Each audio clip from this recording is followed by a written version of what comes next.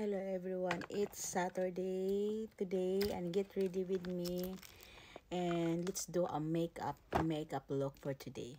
And first I'm using this YSL Lit Tint foundation everyone.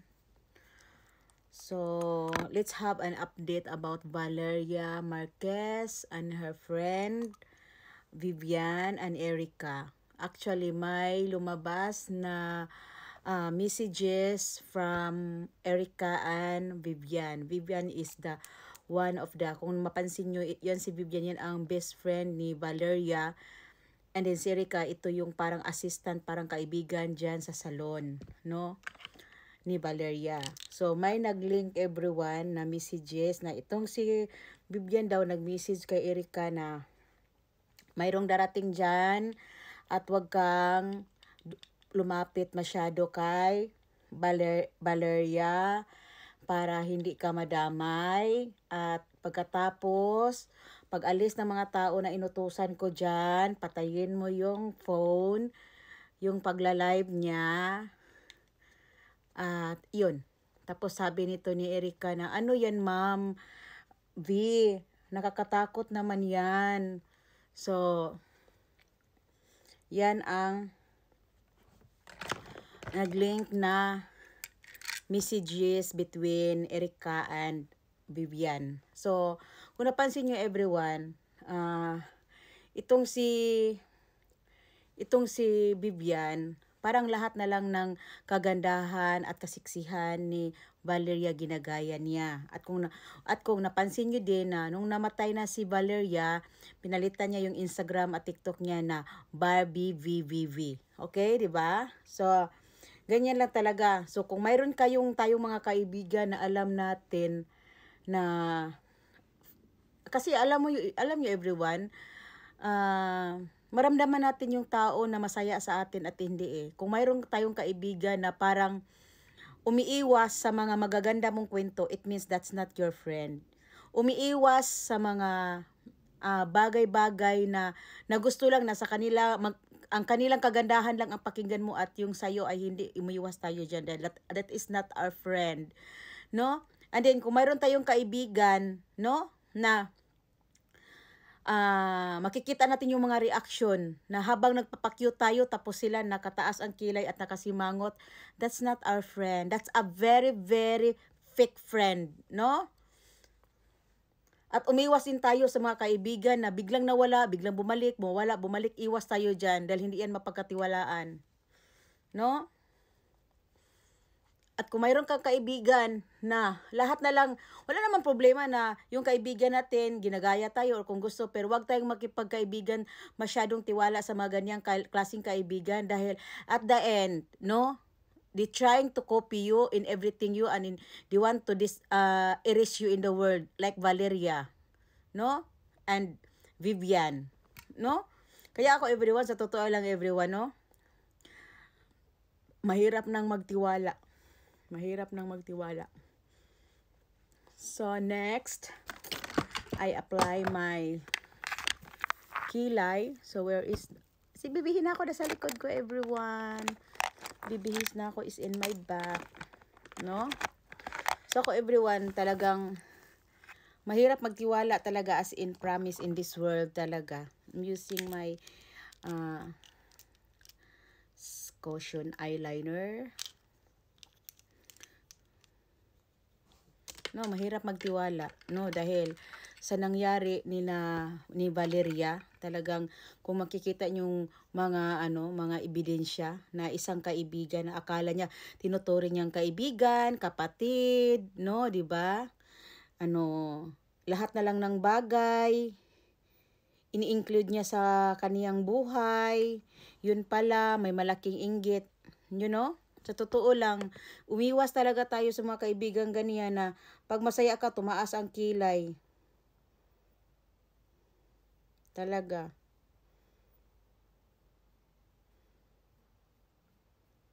At iwas sa mga kaibigang mawala, tapos biglang bumalik. Lalo na pag there's something interesting on you, tapos biglang bumalik. No, wag kang pagkatiwala, nakakatakot yan, my God.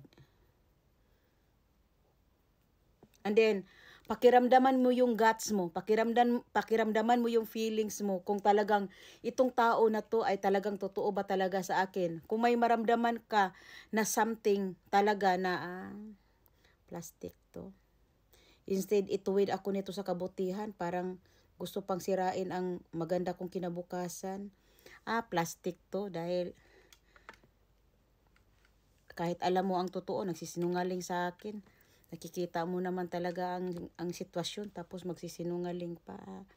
Maraming rason na sa salita pa lang at sa sitwasyon sa buhay niya, alam mo parang walang katotohanan. It's not sinungaling to. No? Tapos, pag mayroon kang kaibigan na mayroon ka, tapos later on, mayroon siya, tapos hindi siya nagsasabi, makikita mo nila sa social media na, yan ang binili ko yun ang nakaraan, tapos mayroon na siyang pinupost na pareho kami, tapos hindi mo lang siya nagsabi sa akin na, girl, I have also this one. Wala man lang. Parang wala lang. Ikukumpetensya ka ng palihim. And then smiling, very friendly, nice on you. But it's a very, very fake. Tapos iwas din sa mga kaibigan na, pagkasama kayo, parang dapat siya lang ang star, ikaw tumahimik ka, parang ganun. Umiwas ka dyan dahil nakaka-stress yan. Yung pareho kayong YouTuber, pag nagla-live, although naman talaga, pareho kayong YouTuber, tapos pareho ka nagla-live, no? Mayroon kasing taong ganyan na magla-live kayo pareho, kasi pareho kayong YouTuber, tapos biglang nagagalit, biglang sige, mauna ka na dyan, kasi parang, magkasama tayo, tapos pareho tayong nagla-live, instead na matuwa tayo sa isa't isa dahil, we have kumbaga, kasama tayo, but mag-ingat sa mga taong ganyan, dahil marami ding mga akala mo kaibigan, na minimit ka sa labas. Tapos ikaw ay alam nila na mahilig kang mag-video-video, mahilig kang magla-live, mahilig kang magkukuha ng picture. Tapos sabihan ka na, wag kang magkuha ng video ha, wag kang magkuha ng picture ha. That's not a friend. Oh my God. Ang masasabi ko lang, bakit ka nakipagkita sa akin, Day, kung ayaw mo palang makipagpicturan sa akin at ayaw mo akong mag-live para makita ng madlang people? It's because, the answer is, sinisiraan ka niya sa ibang tao, and then makita ng mga madlang people na magkasama kami, ganon, magkasama kami, and then, makikita, ba't magkasama kayo? Sinisiraan mo sobra si Red, o ganon. Mayroon talaga, na-experience na ako ng ganyan, everyone. Ako, my God. Kaya I know talaga, kaya ako na lang talaga ang umiiwas. At buti din naman talaga na sila na mismo din sa sarili nila umiiwas. Kasi ako wala akong balak makipagplastikan at hindi ako plastic, totoo ako. No? Yan lang, and this is our kilay, no? So next, let's have eyeshadow. And I'm using my peach color, no? Kaya mag-ingat talaga everyone dahil maraming plastic sa paligid. Tingnan niyan si Valeria, tinukhang, ginurgur na dahil sa inggitirang amiga. Dahil gusto niya siya lang ang Barbie. Oh my God. Kahit anong inggit mo pa sa isang tao, kahit patayin mo pa, talagang you cannot be here. No? Hindi talaga, oy. Kaya, ang inggit nakakamatay.